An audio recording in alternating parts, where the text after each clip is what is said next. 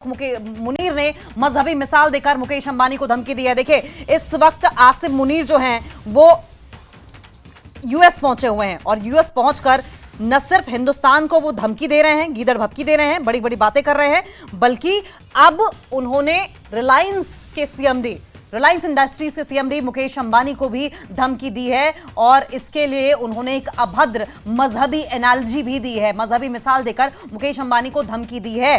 पाकिस्तान के आसिम मुनीर को इन्होंने सिर्फ हिंदुस्तान को लेकर गलत टिप्पणी की। इससे पहले आपको यह भी बता दें कि हिंदुस्तान को लेकर उन्होंने क्या कुछ कहा है और उसके बाद आप देख सुनिए कि क्या उन्होंने रिलायंस इंडस्ट्रीज के सीएमडी मुकेश अंबानी के लिए कहा। देखिए, सबसे बड़ी बात तो यह है कि एक उद्योगपति को इस तरीके से टारगेट करना क्या शोभा देता है और जिस तरीके की भाषा उन्होंने रिलायंस इंडस्ट्रीज के सीएमडी मुकेश अंबानी के लिए इस्तेमाल की है, इससे ये साफ हो जाता है और इंटरनेशनल कम्युनिटी को भी साफ हो जाना चाहिए कि किस तरह की मंशा, किस तरह की सोच आसिम मुनीर रखते हैं। इससे पहले उन्होंने भारत को मर्सिडीज बेंज से कंपेयर कर दिया था और खुद को ट्रक से कंपेयर कर दिया था और कहा था कि अगर मर्सिडीज बेंज जो है वो ट्रक से आकर टकराएगी तो क्या हाल होगा। उनकी एनालॉजीज अगर समझिए, उनके बेवकूफाना बयान समझिए और अगर आप ये समझें कि जिस तरीके से रिलायंस इंडस्ट्रीज के सीएमडी मुकेश अंबानी को उन्होंने टारगेट किया है, उनकी मंशा क्या है, उनकी मंशा के पीछे मकसद क्या है और किस तरीके से एक उद्योगपति को वो टारगेट कर रहे हैं। अब सवाल ये भी है कि ये जब अमेरिका में बैठे हैं तब ऐसी बातें कर रहे हैं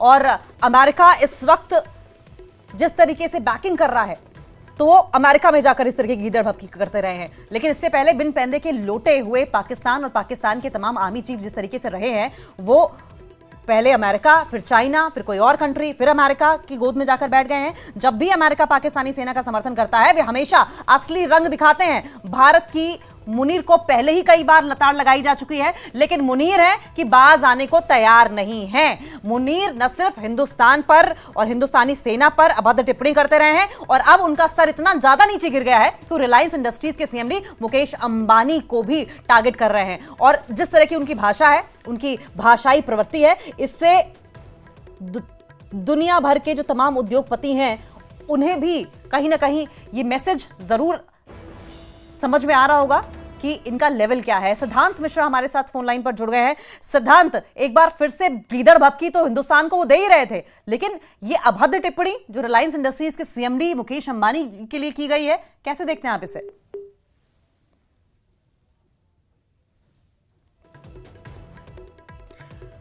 तो सिद्धांत को जोड़ेंगे, लेकिन अमेरिका के दौरे पर गए पाकिस्तानी सेना के प्रमुख आसिम मुनीर ने भारत को लेकर अनाप शनाप बातें की थी। उन्होंने परमाणु युद्ध की गीदड़ भभकी भी दी थी और इसे लेकर भारत ने उन्हें जमकर लताड़ भी लगाई है। भारत ने अमेरिका का नाम लेकर उन्हें खूब खरी खोटी सुनाई है। अमेरिका की गोद में बैठे आसिम मुनीर ने अब रिलायंस इंडस्ट्रीज के सीएमडी को धमकी दी है।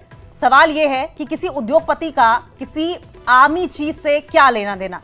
हिंदुस्तान वो कंट्री है जो हमेशा एकता, सामंजस्य, समन्वयता की बात करती है, लेकिन पाकिस्तान वो कंट्री है जो सिर्फ हिंदुस्तानी आर्मी चीफ, हिंदुस्तान के प्रधानमंत्री, हिंदुस्तान के नेता और अब इनका कहते हैं stooping to such a level कि वो अब उद्योगपतियों को भी नहीं छोड़ रहे हैं।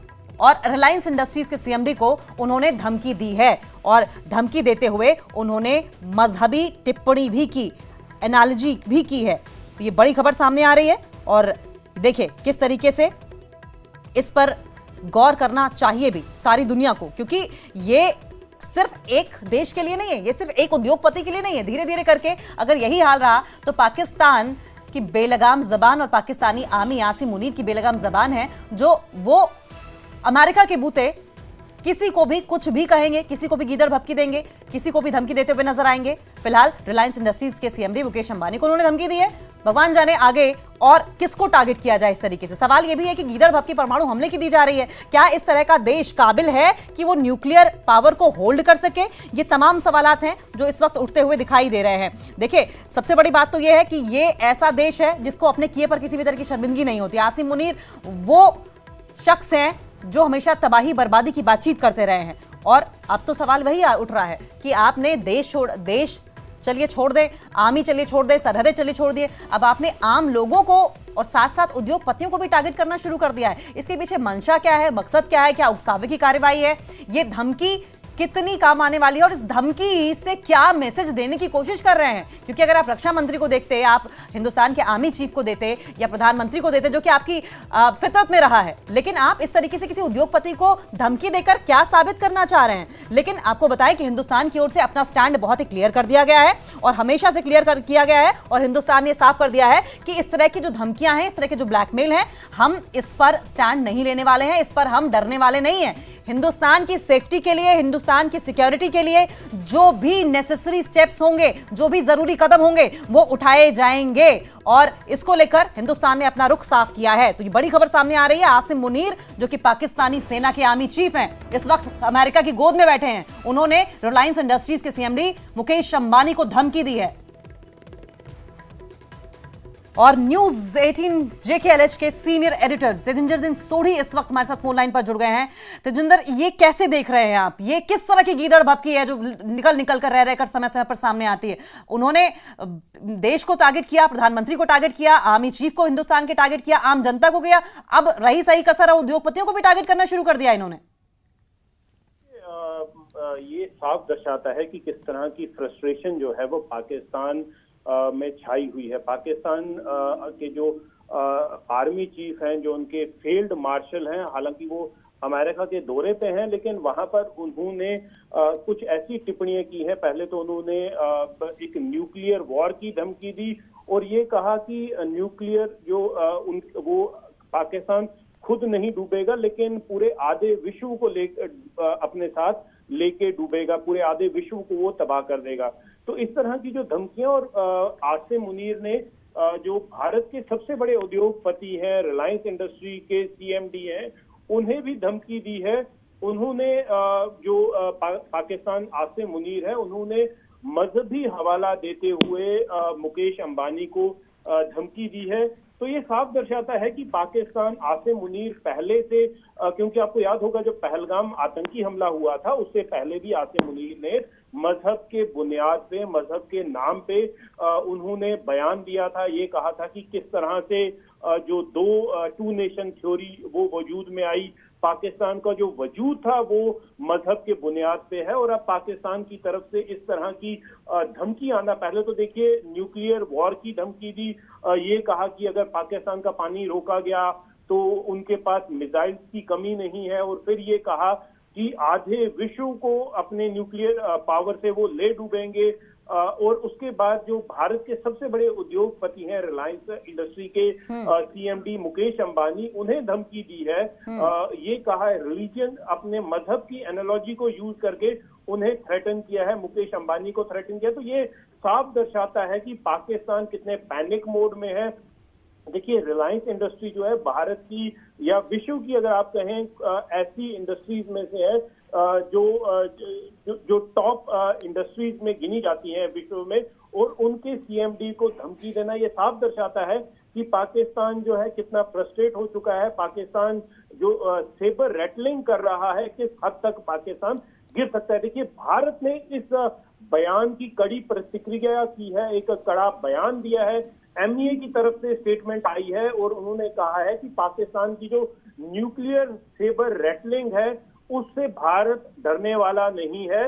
भारत जो है ये इस बात को उन्होंने, भारत ने कहा है कि एक दुर्भाग्यपूर्ण बात है जो पाकिस्तान ने इस तरह के बयान दिए हैं, और बयान भी एक फ्रेंडली कंट्री की सरजमीन से। देखिए, यूनाइटेड स्टेट्स ऑफ अमेरिका, जहां के प्रेसिडेंट डोनाल्ड ट्रंप पूरी दुनिया में अपना ढिंडोरा पीट रहे हैं कि वो उन्हें नोबेल पीस प्राइज चाहिए, उन्होंने अलग अलग कंट्रीज के कॉन्फ्लिक्ट जो हैं वो रुका दिए, वहां की सरजमीन से पाकिस्तान आर्मी चीफ जो है, देखिए, ये सिर्फ भारत को न्यूक्लियर वॉर की धमकी नहीं है, न्यूक्लियर वॉर की धमकी पूरे विश्व के लिए है। पूरे विश्व को ये कहना कि हम आधे विश्व को जो है वो अपने न्यूक्लियर आर्सेनल से ले डूबेंगे, और फिर भारत के। लेकिन तेजिंदर, माफ कीजिएगा, आपको बीच में रोक रही हूं। पूरे विश्व को, आधे विश्व को हम ले डूबेंगे, सवाल ये है कि ये किस तरह की टेंडेंसी है, किस तरह की साइकी है, और क्या इस तरह का देश काबिल है कि वो उसे न्यूक्लियर पावर होल्ड करने दिया जाए? क्या इंटरनेशनल कम्युनिटी को आप सोचने की जरूरत नहीं है इस स्टेटमेंट के बाद?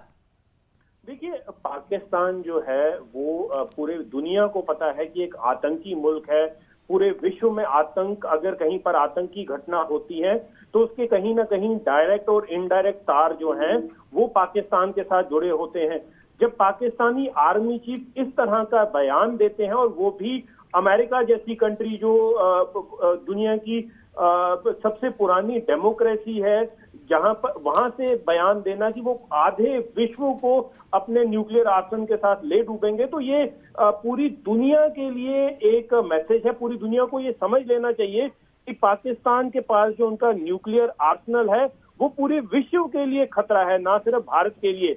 और अगर आपको याद होगा, इस बात का प्रमाण कुछ देर पहले जो भारत के रक्षा मंत्री हैं राजनाथ सिंह, उन्होंने भी एक बार स्टेटमेंट दी थी कि पाकिस्तान के पास जितना भी न्यूक्लियर आर्सनल है वो कभी भी ऐसे लोगों के हाथ में पड़ सकता है जो उसका उपयोग जो है वो दुनिया की अलग अलग कंट्रीज पे कर सकते हैं। पाकिस्तान का न्यूक्लियर आर्सनल जो है वो वहां पर सेफ नहीं है। तो इंटरनेशनल बॉडीज को इसका संज्ञान लेना चाहिए और पाकिस्तान का जो उनसे न्यूक्लियर हथियार को तबाह करना, उनसे न्यूक्लियर हथियार को छीन लेना ही सबसे बड़ा जो है वो तरीका होगा पाकिस्तान से बचने का। पाकिस्तान की ये जो बौखलाहट है कि वो एक तो मजहब का नाम लेकर दुनिया और भारत के जो सबसे बड़े इंडस्ट्रियलिस्ट हैं, रिलायंस इंडस्ट्री के सीएमडी मुकेश अंबानी को धमकी देना, फिर ना वहां पर ही रुकना नहीं बल्कि पूरी विश्व को धमकी देना, ये कहना कि पाकिस्तान आधे विश्व को ले डूबेगा, तो ये पूरे विश्व को संज्ञान लेना चाहिए, यूएन को संज्ञान लेना चाहिए कि पाकिस्तान जो है पूरे विश्व की शांति के लिए, लोगों के बहुत लिए बड़ा खतरा है। तेजिंदर, बिल्कुल ठीक कह रहे हैं आप। और इंटरनेशनल फोरम, मुझे लगता है कि इस स्टेटमेंट के बाद ही things should be pondered over, mulled over, इस पर ध्यान देना चाहिए। बहुत बहुत शुक्रिया आपका, आप नजर बनाए रखें, आगे भी इस पर आपसे अपडेट लेते रहेंगे।